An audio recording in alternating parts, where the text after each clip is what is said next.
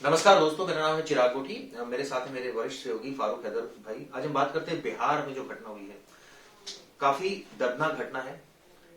इस साल अब तक 70 लोगों की मौत हो चुकी है।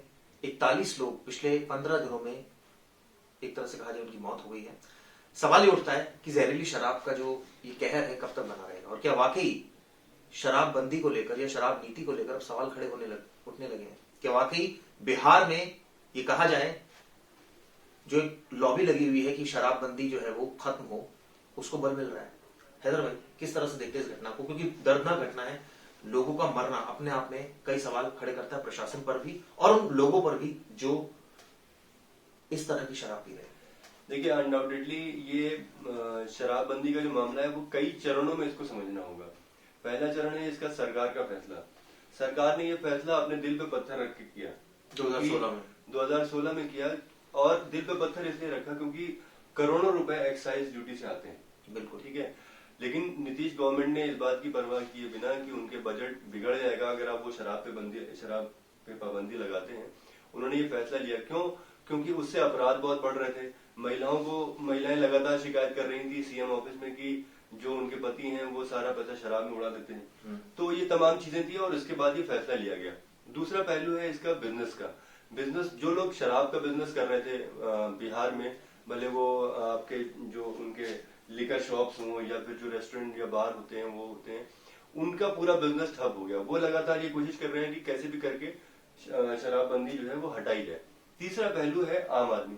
आम आदमी जो शराब नहीं पी रहा था शराबबंदी की वजह से, ऐसा तो नहीं है कि जो शराब पीता है वो शराब नहीं पिएगा शराब बंद हो जाने की वजह से, वो कहीं ना कहीं से जुगाड़ करेगा। तो अब जुगाड़ कैसे कैसे करेगा? या तो वो स्मगलिंग कराएगा दूसरे स्टेट से, और या तो फिर वो उसका कोई देसी इंतजाम करेगा, या तो वो फिर अपने घर में बनाने की कोशिश करेगा, कुछ भी ऐसा करेगा।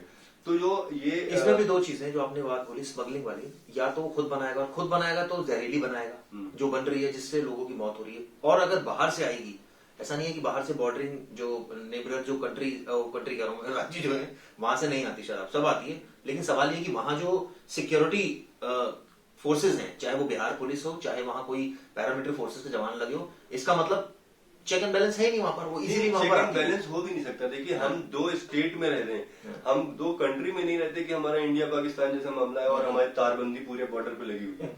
तो वो स्टेट सारे खुले हुए हैं। होता क्या है कि जब कोई बड़ा कंसाइनमेंट आ रहा होता है जिसकी इंफॉर्मेशन पुलिस को होती है, तो वो उसको कर्ब करने के लिए या उसको पकड़ने के लिए जाल बिछाती है। लेकिन छोटी मोटी बोतलें, एक बोतल कोई जेब में रख के चला आया तो उसको थोड़ी कोई पकड़ पाएगा। तो जो भी बॉर्डर से लगे हुए शहर हैं वहां के लोग तो उनको शराब मुहैया हो जाती है कैसे भी करके।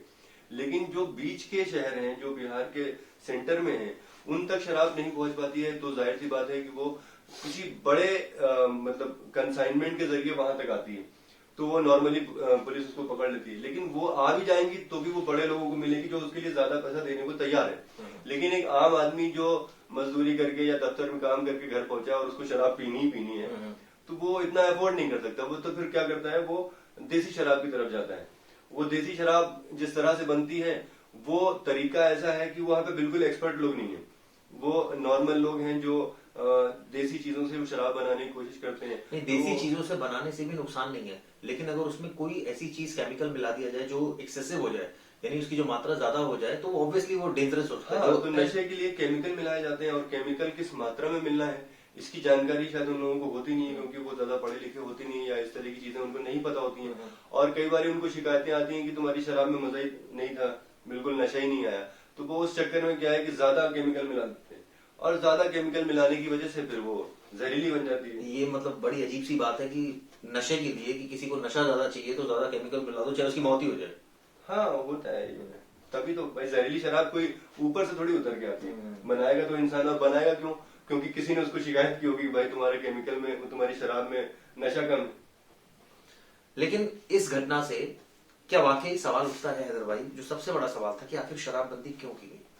शराब तो हर स्टेट में, देखिए, मैंने आपको बहुत इनिशियल लेवल पे बताया। आपने बोला क्राइम, आपने कहा क्राइम कंट्रोल हुआ। क्या वाकई वहां बिहार में क्राइम कंट्रोल हुआ? हाँ, क्या शराब वहां पर इतना बड़ा इशू थी कि लोग अपनी आमदनी का सारा पैसा या कहा एक मेजर पोर्शन शराब में लगा रहे थे? क्या वहां पर इतनी ज्यादा अशिक्षा है कि वहां की सरकार इसको कर उस लोगों को शिक्षित ही नहीं कर पा रही है कि कैसे शराब पीनी है, या पहले जो प्रायोरिटी है वो आपकी अपने अपने आपको अपने घर को संभालना है, उसके बाद जो है वो विलासिता की जो दूसरी चीजें हैं वो आपको खरीदनी है। तो ये क्या सरकार नहीं समझा पा रही है, या क्या लोग नहीं समझ पा रहे हैं इसको?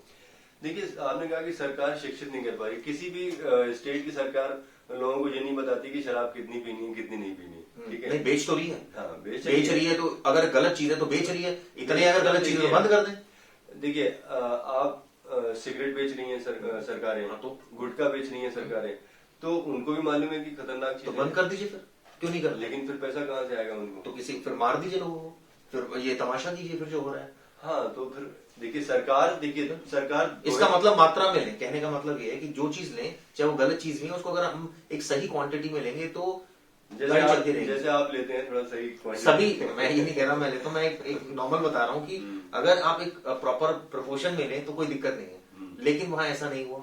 जहरीली शराब उल्टा, और जहरीली शराब का कोई नया मामला नहीं है। बिहार में जब से शराबबंदी हुई है, लगातार आए दिन कोई न कोई खबर आती है जहरीली शराब से जुड़ी हुई। और सिर्फ बिहार नहीं बल्कि नेबरिंग जो उनके स्टेट्स हैं, छत्तीसगढ़ कह लीजिए, जहाँ पे झारखंड हो गया, जहाँ पे लोग ज्यादा पैसा नहीं रखते एक ठीक ठाक शराब खरीदने के लिए, शराब की बोतल खरीदने के लिए, तो वो इस तरह की देसी शराब या फिर देसी जो नशे की चीजें होती हैं जैसे महुआ वगैरह पीते हैं, तो वो सारी चीजों का इस्तेमाल करते हैं।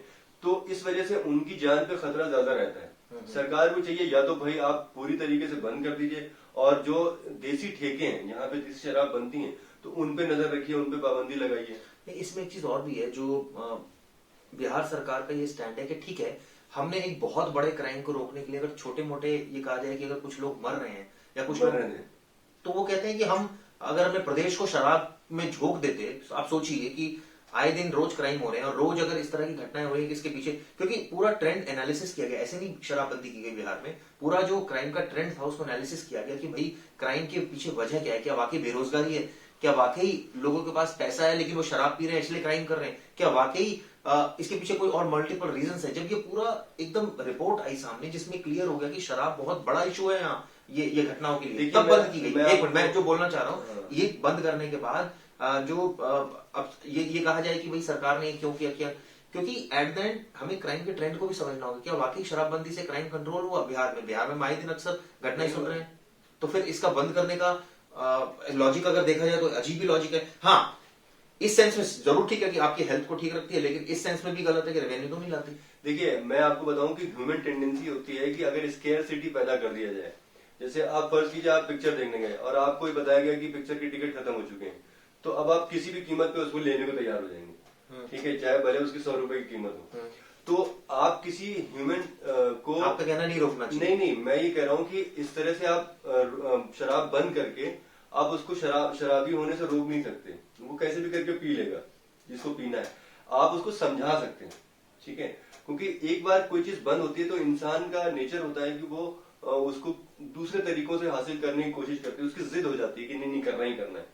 उसको आप समझाते हैं, जैसे हम लोग को काउंसलिंग होती है, जैसे मान कोई ड्रग एडिक्ट है तो उसको काउंसलिंग के लिए रखा जाता है, उसको समझाया जाता है, वो उसको सबको पता है कि वो बाहर जाएगा तो वो ड्रग्स कैसे करके ले लेगा, उसको कोई ना कोई जुगाड़ हो जाएगा, वो ड्रग्स ले लेगा, इसलिए उसको समझाया जाता है। आप ड्रग्स बंद कर दीजिए। ड्रग्स कहाँ बंद करेंगे आप? ड्रग्स दवाओं में इस्तेमाल होता है, बहुत तमाम जगहों पे इस्तेमाल होता है, तो वो आप बंद नहीं कर सकते। इसी तरह शराब भी आप बंद करने से बेहतर ये होता है कि अगर सरकारें इस तरह की काउंसलिंग करती गांव जाके, ताकि लोग समझते कि भाई शराब पीने चलो कोई बात नहीं, आप बंद नहीं करना चाहते कोई बात नहीं। ये तो हैदर भाई सिर्फ एक चीज से जुड़ी है ना कि आपको कितनी पीनी है। फॉर एग्जाम्पल मॉडरेट तरीके से पीनी है तो कोई दिक्कत नहीं है, अगर आपने मॉडरेट तरीके से नहीं पीनी है तो दिक्कत है। इसका मतलब मॉडरेट तरीके से कौन पिएगा? जो शिक्षित होगा, साफ सी बात है। जो अशिक्षित होगा, जिसको लगेगा कि आज मुझे आखिरी बार मिल रही है, आज पी लो, वो इतनी पी लेगा कि अपनी भी तबीयत खराब कर देगा, अपने आसपास लोगों को भी चिंता में डाल देगा, परिवार को चिंता में डाल देगा और माहौल खराब करेगा, और उसके बाद उसका जो मन करेगा वो करेगा। तो अगर इस तरह से पीनी है तो फिर ये ऑब्वियसली है कि खतरनाक ट्रेंड है। तो ये मॉडरेट कौन लोग होंगे हैदर भाई? जो शिक्षित होंगे।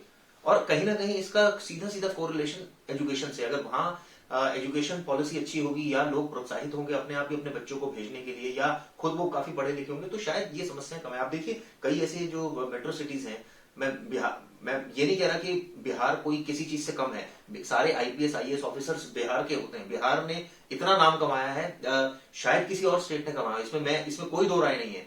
लेकिन सवाल ये है कि कहीं ना कहीं कुछ रीजंस की वजह से बिहार के ऊपर सवाल भी खड़े होते हैं कि कहीं वहां पर ये अगर शराबबंदी की गई है तो ऑब्वियसली और स्टेट्स में तो नहीं है, दिल्ली में तो नहीं है, और बॉम्बे में तो नहीं है, या दूसरे और गुजरात का शायद एक अपवाद है, वहां शायद मुझे लगता है वहां भी है, लेकिन कई और जगह पर नहीं है। तो ये कहीं ना कहीं बिहार के ऊपर सवाल नहीं है, सवाल कुछ लोगों की वजह से जिन्होंने ये माहौल खराब कर रखा है, जिनकी वजह से ये सारी सिचुएशन क्रिएट हुई है। क्राइम ट्रेंड को अगर एनालिसिस किया जाए, अभी भी क्राइम हो रहा है, ऐसा थोड़ी कि क्राइम रुक गया वहां पर। तो इसको बंद करने के बजाय या तो मॉडरेट तरीका अपनाइए, और अगर वो नहीं अपनाया जा रहा है तो फिर इसको बंद कीजिए। और बंद करने का सरकार का साफ साफ रीजन है हैदर भाई, कि अगर 70 लोग मरे तो ये तो 6 सालों में मरे हैं। अगर एक साल में 70 लोग मरे तो 6 साल पहले हमने बंद कर दी थी, 8 साल पहले इनफैक्ट। तो आप देखिए कि अगर साल में 100-150 लोग इस तरह से उनकी डेथ हो जाती है तो सरकार कहती है इसमें कोई दिक्कत नहीं है। वनिस्पत कि अगर पी रहे होते सारे तो और हंगामा हो रहा होता, और क्राइम हो रहा होता, नंबर ऑफ डेथ्स और बड़ी होती, वो इस तरह से देखती, समाज में एक बुराई पैदा हो जाती, वो इस सेंस में देखते, लोगों की इनकम नहीं बढ़ती। सरकार को ऐसे एग्जाम्पल भी सेट करने चाहिए कि जो लोग शराब नहीं पी रहे, जो परिवारों ने छोड़ दिया, या जो लोग पीते थे उन्होंने छोड़ दिया, उनकी कितनी तरक्की हुई है, ताकि एक मैसेज जाएगी। देखिए ये वो केस है जो शराब पीते थे, अब नहीं पीते, अब देखिए इनकी वेल्थ देखिए कितनी है, इनका घर सुकून में, बीवी से ये प्यार करने लगे हैं, बच्चों से प्यार करने लगे हैं, इनकी फैमिली जो वेल्थ है वो बढ़ गई है, इनका समाज में एक रुतबा हो गया। तो कहने का मतलब है ये दोनों ही एस्पेक्ट है इसमें जो कवर होने चाहिए। लेकिन जहरीली शराब ऑब्वियसली ये बहुत खतरनाक ट्रेंड है। अगर ये जहरीली शराब, और ये तभी आ रही है जैसा आपने भी सही बोला कि जो चीज मिल ही नहीं रही है, तो वो लोग तो कहीं ना कहीं से जुगाड़ करेंगे ही। और रही बात आपने शिक्षित करने की बात की, मैं आपको बताऊं कि जो बंदा अशिक्षित भी है, जो पढ़ा लिखा नहीं है, लेकिन वो शराब पी रहा है, आपकी बॉडी ये सिग्नल देती है कि बस आज की हो गई, आपको उसको पढ़ने की जरूरत, समझने की जरूरत। अगर आप नहीं समझेंगे, आप पीते चले जाएंगे, तो जाहिर सी बात है वो बॉडी आपको रिएक्ट करेगी और आप मुश्किल में आ सकते हैं। बहरहाल मुझे लगता है कि इस प्रोग्राम में इतना ही। हम कल फिर एक नए टॉपिक के साथ आएंगे, तब तक के लिए नमस्कार, शुक्रिया।